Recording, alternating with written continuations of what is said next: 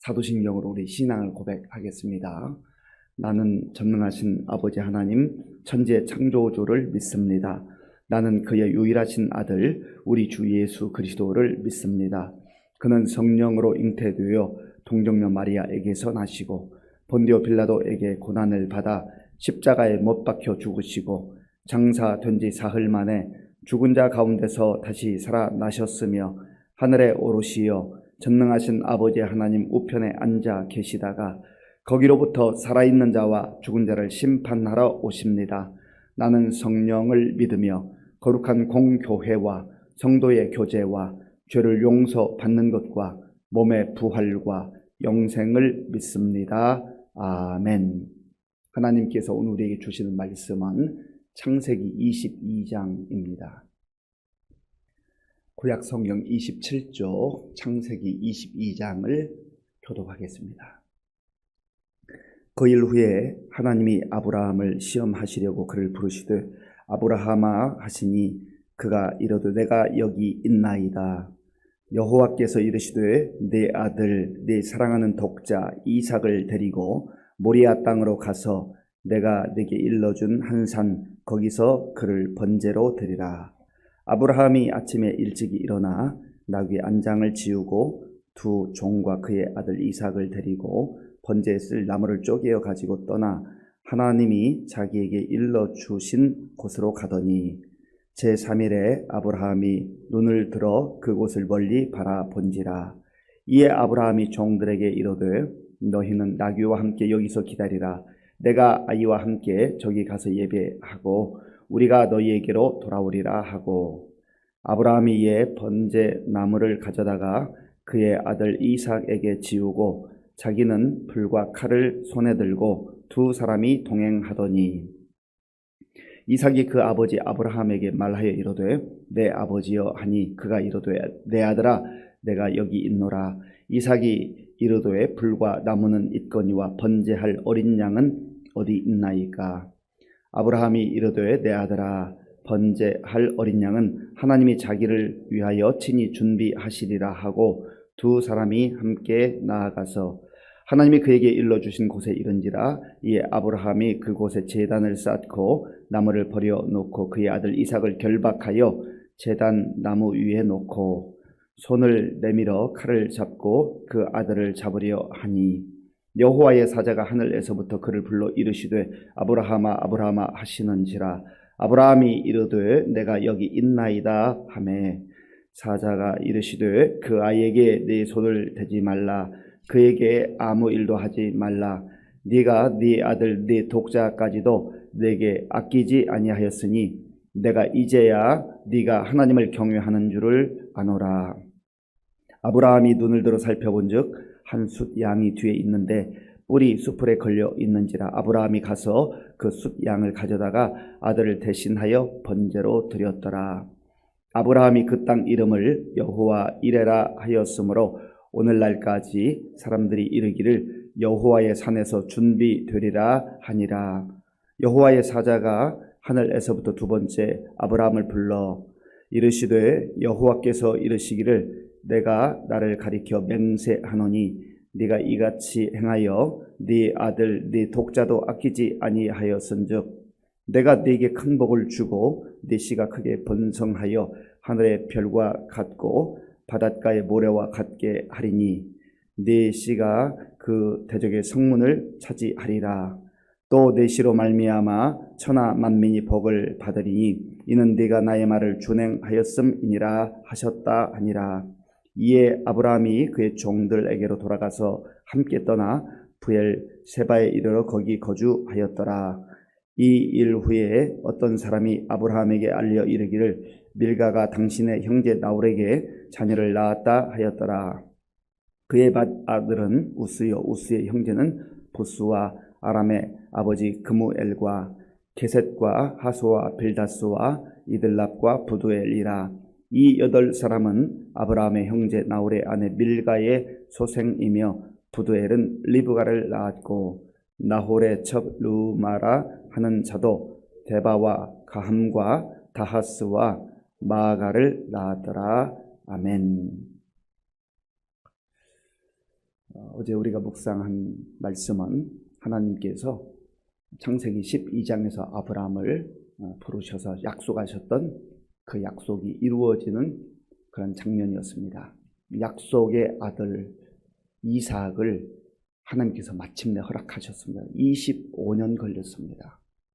25년 동안 약속을 붙들고 한결같은 마음으로 간다는 게 쉽지가 않습니다. 25년이 짧은 세월이 아니지 않습니까? 긴 세월이잖아요. 그래서 25년을 지나면서 아브라함은 믿음으로 살았음에도 불구하고 때때로 넘어진 적도 있고 믿음이 약해진 적도 있었습니다. 그렇다 해서 하나님께서 그 아브라함을 내치지 아니하시고 또 넘어졌을 땐 손을 내밀어 이끌어 주시고 인도하신 거예요. 인간의 방법을 취해서 어려움을 겪기도 했지만 그러나 하나님께서는 약속하신 그 약속을 꾸준히 이끌어 가시는 거예요. 세월이 얼마나 흘렀을까요? 대략 한 10여 년 이상 흐른 것으로 보입니다. 이 21장과 22장 사이는 시간이 그게 좀 흘렀어요. 그리고 나서 하나님께서 어느 날 아브라함을 찾아오셔서 말씀하시는데 너가 그렇게 사랑하는 네 아들, 하나밖에 없는 아들 독자 그 이삭을 내가 지시하는 그 땅에 가서 제물로 바쳐라. 청천벽력과 같은 말씀하시는 거예요. 아브라함에게 어떤 형태로 말씀하셨는지, 꿈의 환상으로 들려주셨는지, 아니면 어떤 음성으로 들려주셨는지 정확하게 알기는 어렵습니다만은 분명한 것은 하나님의 음성이 들려오는 거예요. 자, 오늘 본문 1절, 2절을 우리 함께 읽겠습니다. 그 일 후에 하나님이 아브라함을 시험하시려고 그를 부르시되 아브라함아 하시니 그가 이르되 내가 여기 있나이다.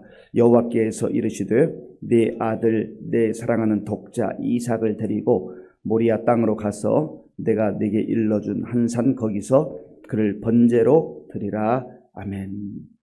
네 아들, 네 사랑하는 독자, 하나밖에 없는 아들 이삭을 내가 보여주고 인도하는 그 땅, 모리아 땅으로 가서 번제로 드리라. 이 말을 들었을 때 아브라함의 심정은 어땠을까요? 하나님, 잠깐만요. 제가 잘못 들은 것이죠. 아마 그런 심정 아니에요. 아니면 마치 망치로 뒤통수를 너무나 세게 얻어맞은 그런 심정 아니었을까요? 멍한 그런 상황이었어요. 25년 전, 그러니까 지금 이때가 아마 이삭이 나이가 한 15, 17살 이 정도 되지 않았을까요?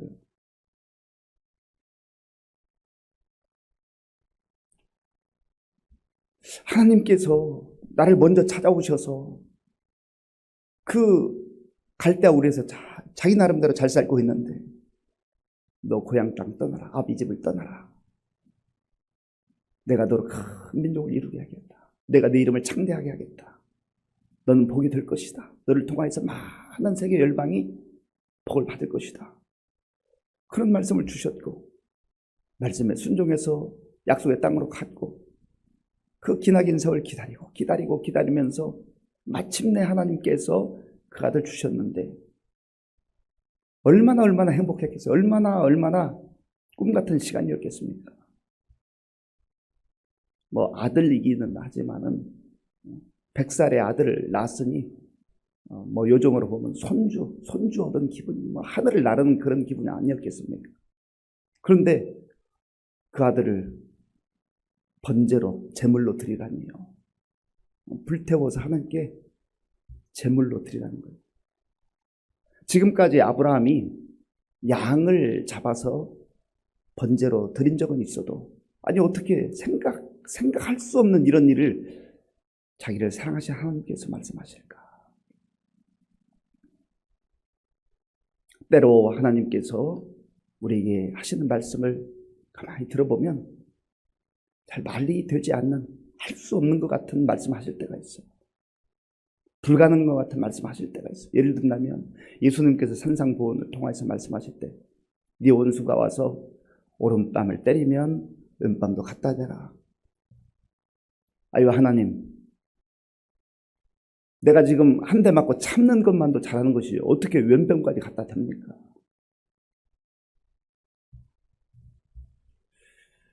뭐 성경을 쭉 읽어보면 그런 말씀들이 참 많아요.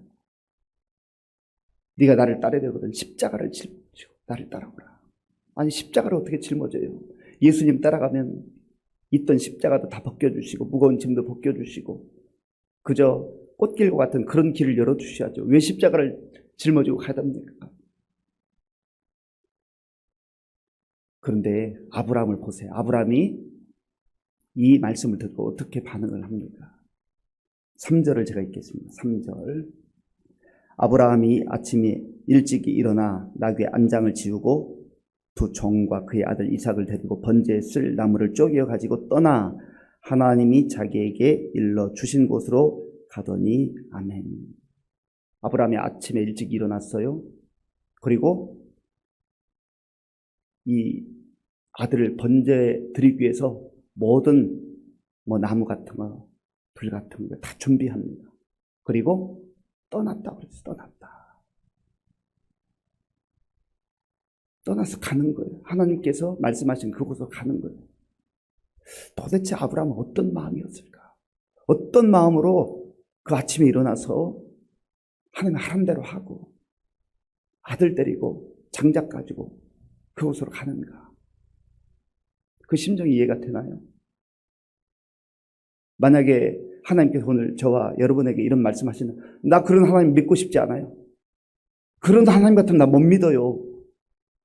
그러고 싶지 않겠어요? 아브라함은 그런 생각을 안 했을까요? 그리고 그 길을 1시간 가서 바로 하는 게 아니에요. 3일 길을 갑니다. 3일 길. 4절에 보면 제3일에 아브라함이 눈을 들어 그곳을 멀리 바라봅니다. 3일 길을 그러고 아들하고 걸어가는 거예요. 가슴이 메어지지 않았을까요?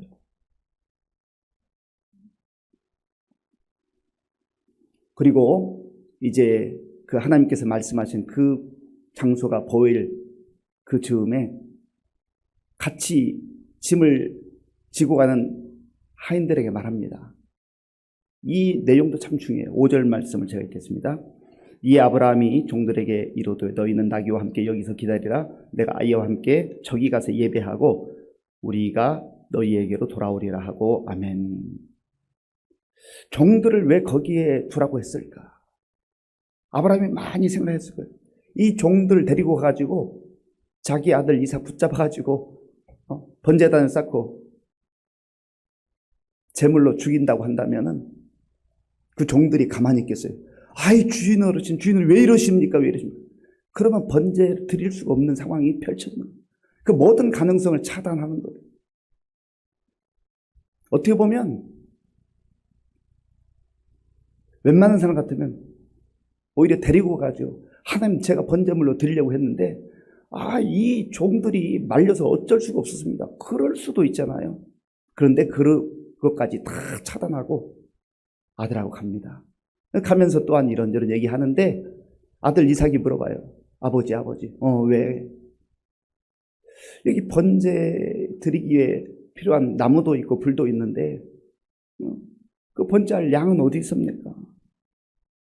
번제할 어린 양은 어디 있습니까? 차라리 안 물어봤으면 좋겠는데 이 아들이 이렇게 물어볼 때 아버지 아브라함 얼마나 가슴이 메어지겠어요? 네가 바로 그 번제로 드릴 제물이다 말할 수도 없고. 그런데 아브라함이 여기에서 참 놀라운 말을 합니다. 하나님께서 준비해 주실 거야. 하나님께서 준비해 주실 거야. 하나님께서 준비해 주실 거야.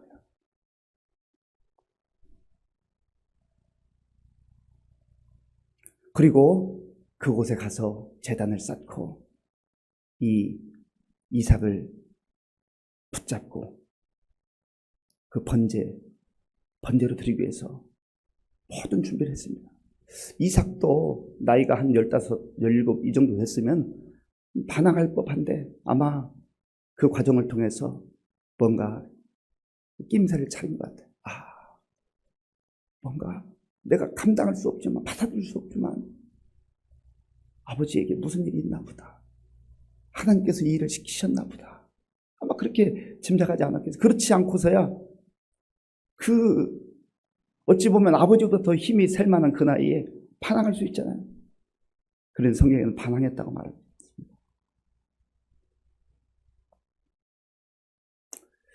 저는 이 창세기 22장을 보면 참 제 인생 가운데 아브라함과는 비교할 수 없는 상황이지만 잊을 수 없는 그러한 사건이 있습니다. 저희가 2005년도에 콩고에 가서 사역을 하다가 남아프리카 공항에 잠시 내려간 적이 있습니다.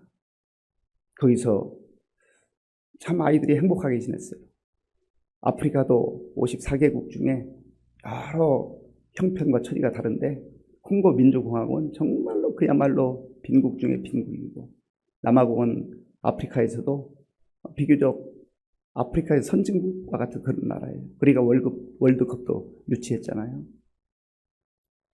그런데 어느 날 기도하는데 하나님께서 저에게도 제 아내에게도 너희들 콩고로 다시 돌아가라. 콩고로 돌아가라. 그런 마음을 주시는 거예요. 그때 저희도 마치 아브라함이 그 머리를 뒤통수 망치로 맞은 것처럼 그런 심정, 하나님, 콩고로 다시 가라니요. 콩고로 다시 가라니요. 그렇게 1년을 기도했습니다. 그때 아이들이 그런 얘기했어요. 그 남아공에 있을 때는 청소년 시절이었어요. 아주 감수성이 예민하고 너무나 좋은 그런 환경 속에서 행복하게 지내고 있는데 우리 가면 다 망해요. 우리 인생 망해요. 부모님만 가세요.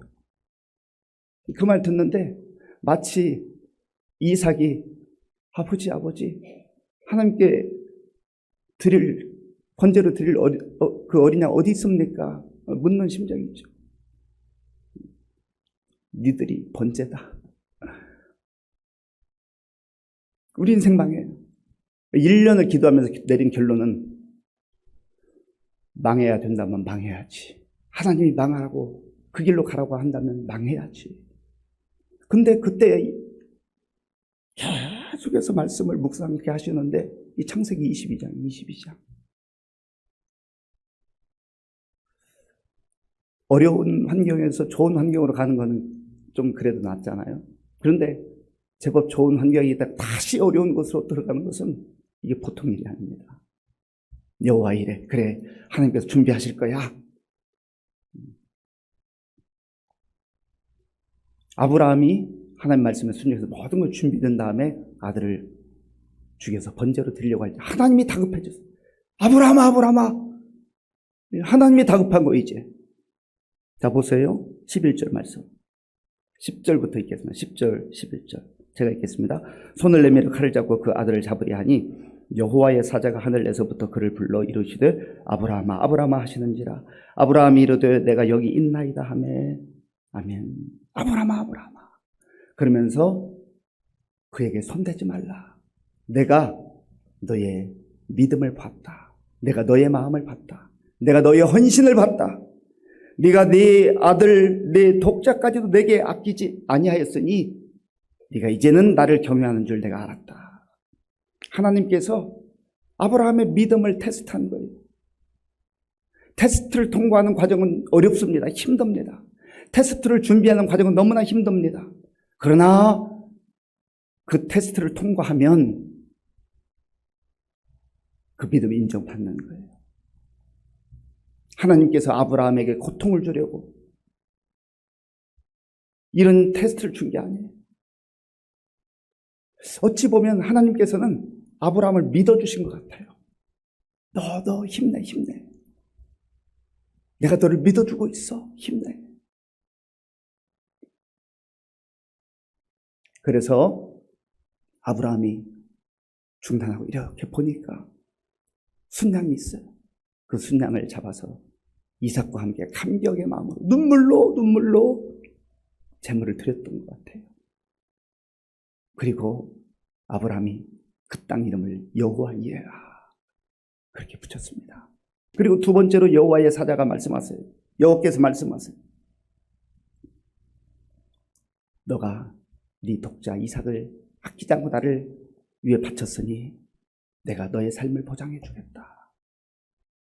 또다시 창세기 12장 처음 부르셨던 그때 말씀을 주셔요.